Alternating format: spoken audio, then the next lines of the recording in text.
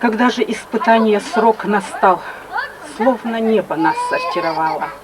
Кто из Чечни, а кто в Чечню бежал. Земля отцов с тревогой наблюдала. Одним из первых, кто прилетел в Чечню и сразу же попавший в пекло ада, решивший умереть за родину свою, был верный сын Чечни Аслан Масхадов.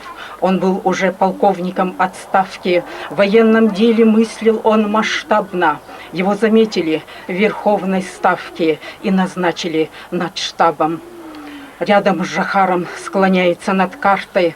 План военных действий чертит он.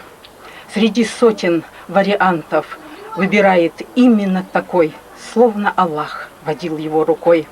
Дни военных лет тянулись бесконечно, но грохот бомб и шум атак все же прокатились, канув в вечность. Чечню внезапно покидает враг. Два генерала крепким пожатием рук заключили долгожданный мир. Журналистов тесный круг. Новость сообщает в мировой эфир, и кто-то крикнул: «Господин Масхадов, считаете ли вы, что победили?»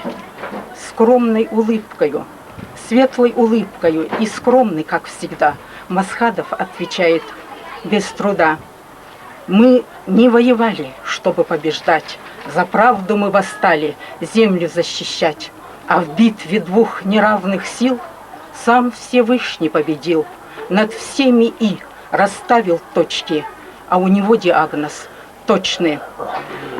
И в трудный час, и на исходе сил народ мой помощи не ждал и не просил, и лишь надеясь на Творца, держался стойко до конца».